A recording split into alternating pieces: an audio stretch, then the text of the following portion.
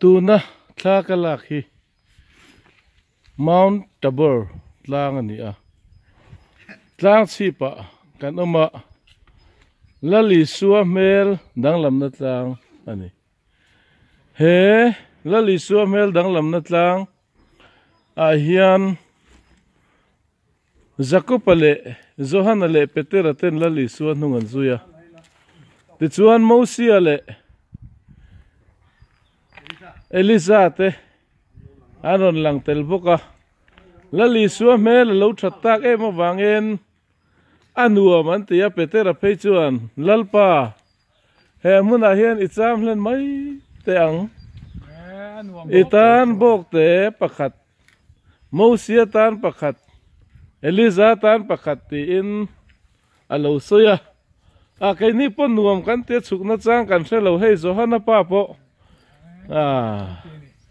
heti hian nuam ti tak in na oma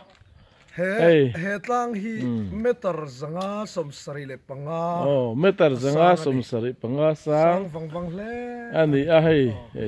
Stefana pa in asoidanin tu na hian vanal sia renga pa kan ring ma yang vanal sia renga pa alo lang ve thunga